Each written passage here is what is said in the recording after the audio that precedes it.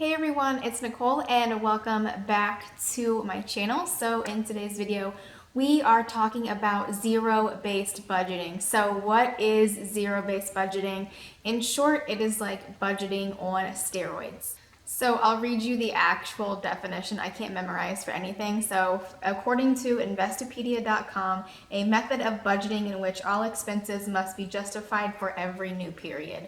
Basically, in short, what that means is you start your month with $0 in your bank account and you end your month with $0 in your bank account. This requires you to be deeply regimented and totally in tune with your money. We are talking down to the cent. So like I said, budgeting on steroids.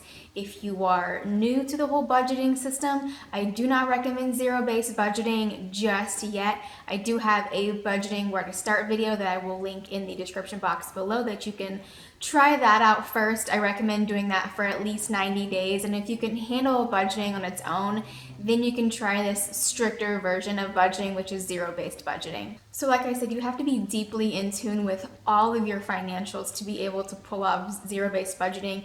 You have to revisit quite often. I would suggest weekly or bi-weekly just to make sure that you're staying on track.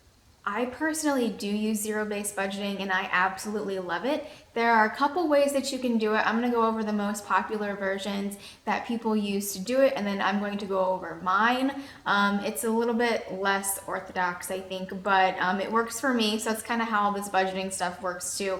You start out with a very strict, regimented way of doing it, and then you can kind of tweak it to be either more strict or less strict depending on how well you're doing or how long you've been doing it. I've been budgeting for a long time, multiple years, so I can kind of adapt a little bit better rather than someone who is new. They need to stay on a particular budget for a while and then you can kind of move into the more stricter areas of budgeting. Let's start with the most popular zero-based budgeting system, which is the cash envelope system. I'm sure most of you guys have heard of this. If you're not sure what it is, basically you're just using envelopes. Everything is paid for in cash. You're not using a debit card.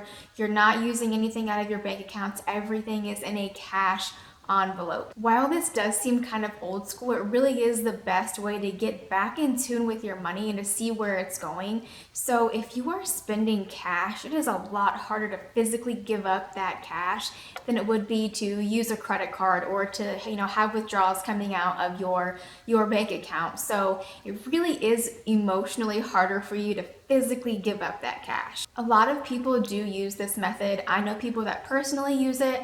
I've seen a lot of people at the grocery store pull out their envelope for food for the month. The envelope system can be as detailed or not as detailed as you want.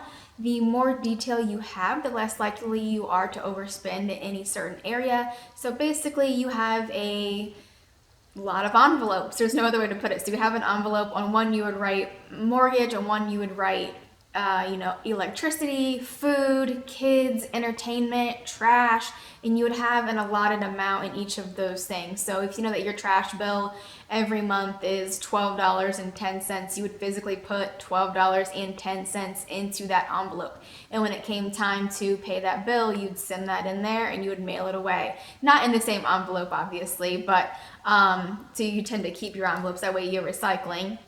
But you would take that money out of it and you would pay that bill with that money. While this is a great way to do it, it can be very overwhelming. Like I said, it is a little bit old school using cash to pay for everything, but you are definitely seeing where your money is going in a whole new level. That way you can kind of curb spending on the more variable costing items like food and kids and entertainment, things like that. Things you typically spend, $5 here, $4 there, you're definitely seeing more of where it's going. So all of our checks do come in direct deposit, and we do have automatic payments set up with all of our bills that do take it out of the account, which is why I don't do the cash envelope system. Obviously, you can switch that to do a cash envelope system. I just don't personally have the time for it, and I am regimented enough to where I don't have to have the envelope system. I cannot spend for the most part, so that's just personally why it doesn't work for me. It's something about having that cash in your hand and physically giving it away that kind of gives you a jump start to curb your spending. The next option that we are going to be talking about is having multiple bank accounts. This is a lesser used option, but I do love this option for a lot of reasons. The only downside is that you would have to have a bank that doesn't charge a lot of fees. So that's the one downside to all of this, is because you're only putting enough money in that account to pay a couple of bills. It's basically like the cash envelope system online, if that makes any sense. So again, this can be as detailed or not detailed as you need it or want it to be. So say you have one bank account, and out of that bank account every single month comes your trash, your electric, all of your utilities. So say your trash, your electric, your sewer costs $300.05 every single month. You would only put $300.05 into that account. And at the beginning of the month and the end of the month, technically it should have zero in it, because it is literally only to the penny as much as you need to put into that account to pay all of those three bills. This is why it's important to have a good bank that's not going to charge you for going under, $100 in your account, things like that. So you do have to kind of account for that. I actually love this idea of having multiple bank accounts. The only downside that I see with it is I am a nervous Nelly when it comes to bank accounts and things like that. So I feel like I would just constantly be checking all of my bank accounts all of the time, just to make sure that nothing weird happened with them. There obviously is, theft and things like that. So I feel like I would just constantly be like checking in and logging into all of these accounts all of the time.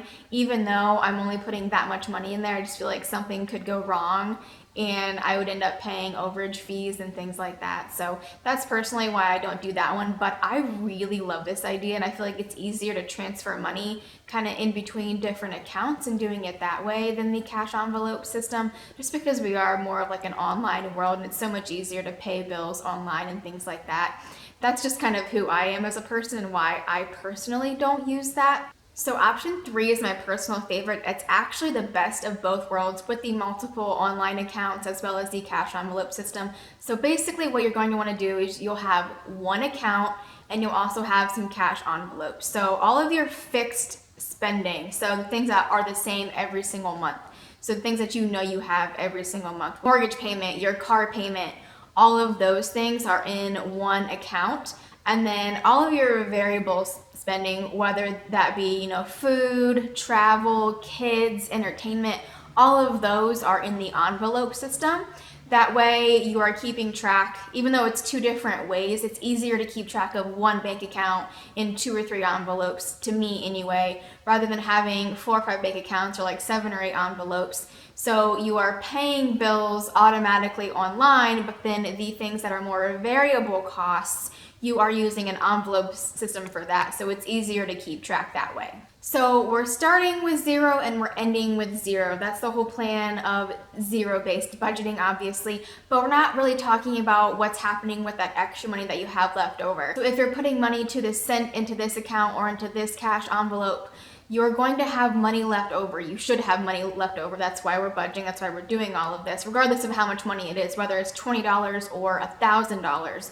Whatever money is left over, you're going to take that and do what you would regularly do if you were doing, the Dave Ramsey plan or whatever that extra money is being used for. So if you are following, the Dave Ramsey plan, you need your $1,000 emergency fund. Once you have that into a bank account or wherever you're holding it, you're going to move on to paying off your debt from smallest to largest. And that's the step that we are on. So at the end of the month, any of our money that we have left over goes towards that smallest debt. So, and of course, as you're working your way up through the baby steps, you are paying for college, you're paying off your house, you're investing in yourself, you're giving back to the community. Just depends on which step you are on, but you are to always have exactly 0 at some point in time in your account. You just need to transfer that money, whether it be in your account or your cash envelopes, into a savings account or into your debt or wherever it is going. Okay, so now let's talk about my method. Again, I've been budgeting for quite some time, so this is what works for me. You need to find out what works for you, and I suggest starting with one system that you think could work for you and do it down to the detail, do it that way, and then eventually, as you become more aware of what you're spending, you can kind of tweak all of these things to work for you. So our personal form of zero-based budgeting doesn't actually require us to have zero in our account at any single time, and I do want to explain that because that's like pretty much the exact opposite of what I'm telling you to do, but it all makes sense. Just kind of follow along. And if you have any questions about any of these, please let me know in the comments below, and I will do my best to better explain them if I can. So basically at the end of a month, I will do a budget for the next month. So this is April now. So last week I did a budget for April for where all of my money was going, how it was being allocated, how much money was going into savings, and say, let's use a round number. Let's say I had exactly $1,000 after I did my April budget. At the end of April, I was going to have $1,000 left over. So once I do my written budget for the month of April, I hang them up. So I actually have two pieces of paper that I hang up every single month. One is the budget for the month, and the second is the debt and where we are down to the penny, and paying that off every single month. Take your written budget, hang it up somewhere that you'll see it, and basically we have one account. That's all that we have. We don't go back and forth. We have one checking account, we have one savings account. All of our money gets funneled into the same checking account. All of our bills come out of the same checking account, and we keep track. I have down to the penny what all of my utility bills are supposed to be, you know, my mortgage, my car payment, my student loans, all of these things that I owe. I know that I spend roughly so much money eating out, so much money, you know, traveling, gas, oil changes, things like that. You write all of those things down, and you know exactly how much you should have at the end of the month. I go back through halfway through the month and do a new budget with my new numbers to make sure that I'm on track, tweak things if I need to. If I know that I'm overspending on food, I will definitely curb that spending. That's why you do 2 budgets per month, at least I do personally. That way you can kind of see where you are over or under budget. And then at the very end of the month, you make sure that you still have that however much you were supposed to have. We did say $1,000. And I keep that $1,000 in my account until I get my next check. So now we are fast forwarding to the end of April. I still have that $1,000 that I was supposed to have, that I was budgeted to have in my account, but I know that I don't get my first check in May until say May 3rd. I will keep that $1,000 in my account until May 3rd, until I get paid from the next month.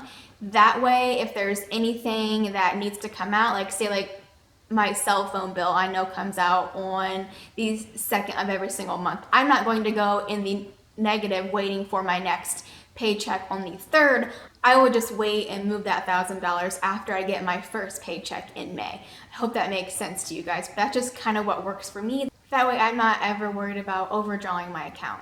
Because things do happen and things will happen, and you kind of have to roll with the punches. And I have enough anxiety in my everyday life anyway. If I can keep that $1,000 in my account a couple extra days before moving it, knowing that I won't overdraw, or knowing that if something happens, I will have a little bit of a buffer there and I can use that money at that time. All right, guys, so that is the basics of zero-based budgeting. Hope you guys enjoyed this video. If you did, please hit that like button, subscribe. I am a newer channel, so I'm still trying to grow. It'd be super awesome if you would subscribe to my channel. I'll be doing videos at least once a week, if not more. So subscribe to this channel. If you have questions, please let me know. I will answer. I do love talking to you guys. And remember, make good choices. Don't listen to those voices, because the only voice that matters is yours. Bye, guys.